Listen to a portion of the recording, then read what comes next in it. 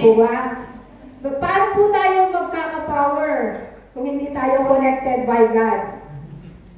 Di po ba? Katulad lang po yan ng mobile natin, yung mga cellphones natin. Kung hindi tayo connected sa Wi-Fi, wala tayong internet. Wala tayong connection. Hindi po ba? Yan po yung word of encouragement ko po. How to connect with God. Paano po tayo magpo-connect kay God? Sa paanong paraan? How we start connecting with God? Tulad lang yan po yan ng mag-asawa, ng magkarelasyon, mayroong komunikasyon, di po ba? Pag magkakaproblema, without communication, they can solve the problem. Pag-uusapan. Katulad po yan kay God, nagkakaroon po tayo ng communication through, number 1, prayer.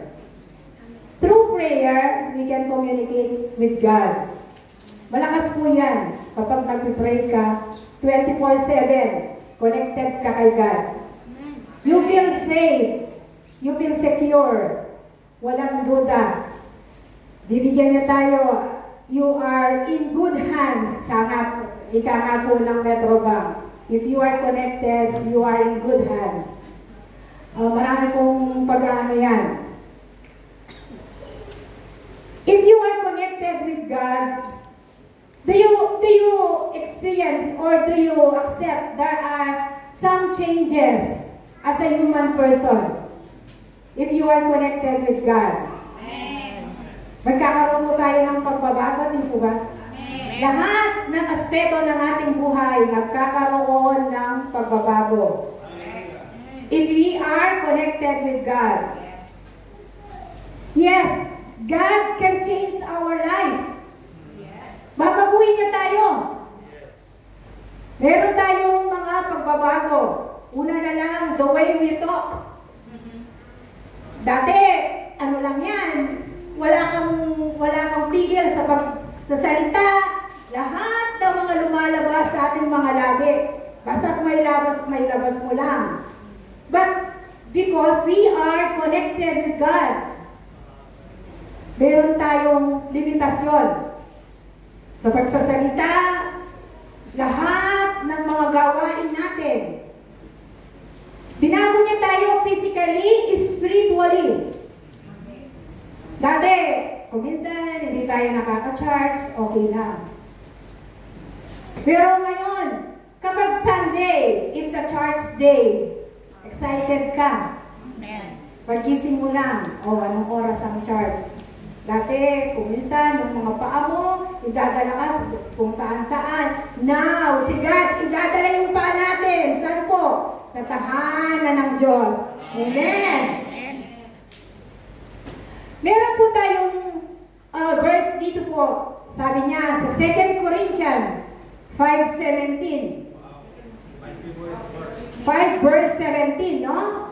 This means that anyone who belongs to Christ has become a new person. The old life is gone and the new life has begun.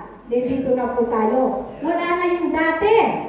We are now new. Dito na tayo. A new life has begun. Nakakaano po tayo? Di ba nakaka-relate po tayo? Yes. Amen.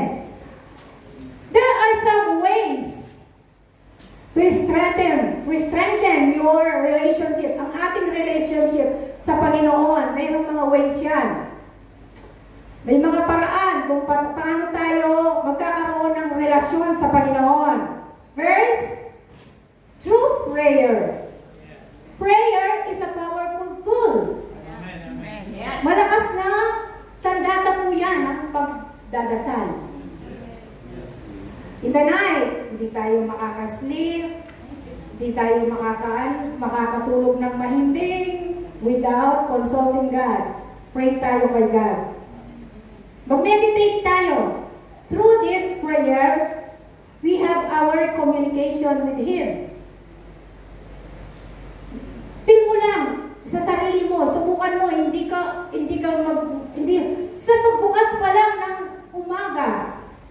Thank you, Lord, for the new life. Thank you, Lord, for the blessing. Dahil buhay, panibagong buhay. Amen. Amen. Diba? So, sabi nga po dito sa Mark 11 verse 21, therefore, I tell you whatever you ask in prayer, believe that you have received it, and it will be yours. Amen. Amen. Kung pinagdasal mo, kung hiningi mo, ibibigay ni Lord. Amen. Pero kung hindi ka kumangatok, hindi ka niya pagbubuksan. Di po ba? O, halimbawa, kung gusto mong pumasok sa bahay mo, kung hindi ka kumakatok, kung sarado, kung may tao sa loob, hindi nila maririnig. Katulad yan ni Lord, knock and shall be open. And number 2, worship. Pag nag-worship tayo, tatlo lang ang pinag-uusapan natin. First is God, the church, and us, tayo. Bakit tayo nagpupunta dito sa church? Sino yung pag-uusapan natin? Bakit tayo nandito? To worship God. Nandito tayo to worship natin. Patulad lang yan. Hindi lang po sa church tayo mag-worship. Meron yan anywhere, anytime. We can worship God. Nakasakay ka lang sa kotse, patugtog ka ng worship songs. Nagbibiyahe ka, you are relaxed. Kasama mo si God. Through worship songs. Nagtatrabaho ka, kami ni Sister Luz, ang pinaka-music namin, worship songs. Hindi na kami nakikinig ng mga maiingay na kantang nakakabingi kay God. Worship songs. Hindi namin nalalaman, matatapos pala yung trabaho namin. Through worship songs. Sabi nga, let your heart open. Open in the words of worship, be ye and praise God. Through this worship, we can praise God. So, yung una po, prayer. Pangalawa, worship.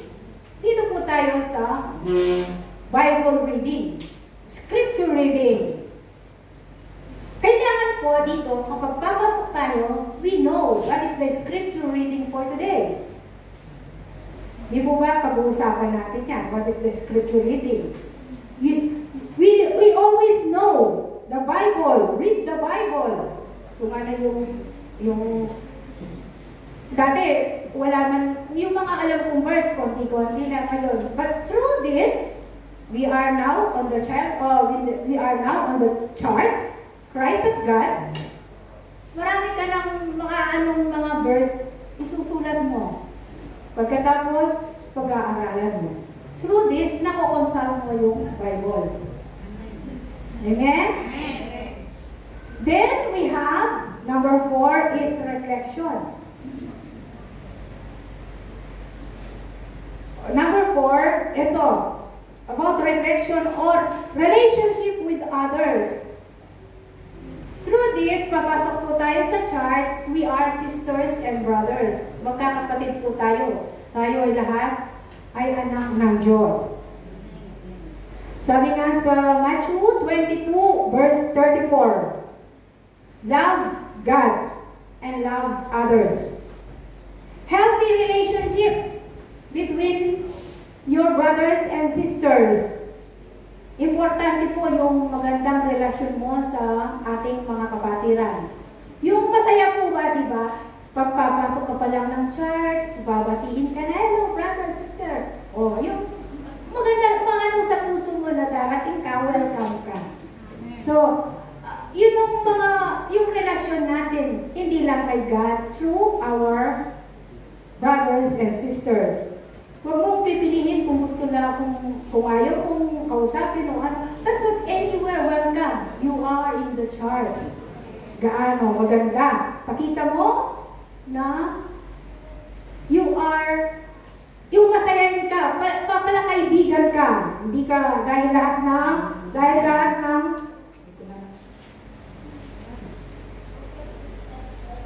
pakikitungo dahil lahat ng tayo ay anak ng Diyos. And number 5 is the act of service. Ito, importante po. Kahapon, awang-awa kami kay Brother Willie. Umuulan. Kinabit na niya po yung aircon sa labas, nadatnan namin siya.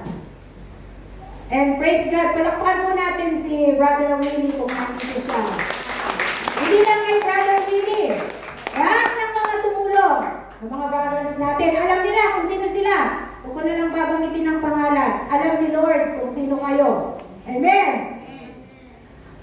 Hindi yan magagawa kung hindi dahil si God ang nag-initiate na magkakaroon tayo. O, alam nga, praise God, magkakaroon na tayo, no? Walang imposible kung lahat yan ihingi natin kay Lord. Hindi lang po yan yung acts of service. Pagkatapos po, lahat yan, tayo ay nandito, lahat tayo ay charged. Ito yung bahay natin. Yung pagmalasakitan natin, no? Through this, may papakita natin yung act of service. Yung, kung gusto nga ko, yung mga bata, kung marami, gusto ko rin mag-ano sa kanila, magturo. And then, kung may time po, pwede rin kami makapaglinis dito sa church dahil alam ko po, tayong lahat ay busy sa trabaho. Yung pag may time tayo, let's help each other. Para sa atin din po yan tayong magbe-benefit sa ating bahay. Pangalawang bahay natin po ito, di po ba? Amen. Ito po yung ating conclusion dito sa how to connect with God. I am the vine. You are the branches. If you remain in me, and I in you, you will bear much fruit. Apart from me, you can do nothing. Sabi nga, ako ang puno, kayo ang sara. Ang mananatili sa akin at ako sa kanila ay siyang magbubunga ng sagana. Sapagkat wala kayong magagawa kung kayo'y hihiwalay sa akin. Amen. To God be the glory.